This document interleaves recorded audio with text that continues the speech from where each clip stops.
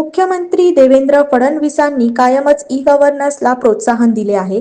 त्या दृष्टीने ईज of doing बिझनेसला चालना देण्यासाठी एक शहर एक ॲप पनवेल कनेक्ट ॲपच्या माध्यमातून पनवेल महापालिका नागरिकांना विविध सुविधा ऑनलाईन देत आहे.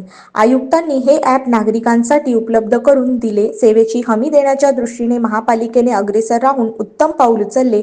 सेवा केंद्रे उभारली. या सर्व उपक्रमांच्या माध्यमातून मनपा कार्यक्षेत्रातील प्रत्येकाला पालिकाही आपली वाटली पाहिजे यासाठी महापालिका प्रयत्न करत आहे. याबद्दल महापालिकेचे आणि आयुक्तांचे अभिनंदन असल्याचे गौरवोद्गार आमदार प्रशांत ठाकूर यांनी लोकार्पण सोहळ्यावेळी काढले.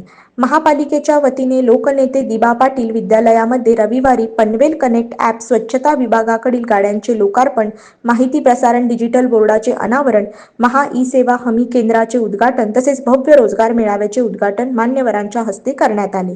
या सोहळ्याला आयुक्त मंगेश चितळे, माजी सभागृह नेते परेश ठाकूर, शिवसेना जिल्हा प्रमुख रामदास शेवाळे, भाजप जिल्हा अध्यक्ष अविनाश कोळी, अतिरिक्त आयुक्त गणेश शेटे, उपायुक्त कैलास गावडे, डॉक्टर वैभव विधाते, प्रसेनजित कार्लेकर, उपायुक्त मंगला माळवे, स्वरूप खारगे, मुख्य लेखा अधिकारी मंगेश गावडे, सहाय्यक आयुक्त डॉक्टर रुपाली माने, सहाय्यक आयुक्त श्रीराम पवार, मुख्य जनसंपर्क अधिकारी डॉक्टर राजू पाटोदार यांच्यासह माजी नगरसेवक, नगरसेविका, सर्व विभाग प्रमुख उपस्थित होते.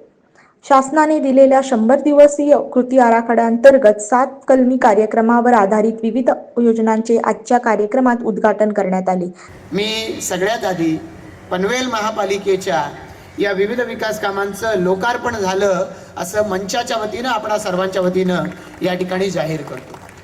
आणि मी हे लोकार्पण झालं असं जाहीर करत असताना मी महापालिकेचं मनापासून अभिनंदन करतो की महापालिकेनं माननीय मुख्यमंत्री देवेंद्रजी फडणवीस हे जसे प्रोॲक्टिव्ह आहेत तशाच पद्धतीनं आपले आयुक्त तथा प्रशासक मंगेश चितळे साहेब यांनी सुद्धा प्रोॲक्टिव्हनेस दाखवून अनेक कार्यक्रम जे मुख्यमंत्र्यांनी घोषित केले नाहीत पण मुख्यमंत्र्यांना अभिप्रेत आहेत असं त्यांना जाणवलं आणि त्याची सुरुवात देखील आजच्या निमित्तानं करून टाकली. मी चितळे साहेब आपलं या निमित्तानं मनपूर्वक अभिनंदन करतो.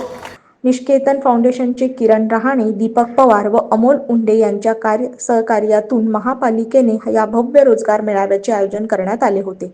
या मेळाव्यात 1000हून अधिक तरुणांची नोंदणी केली होती.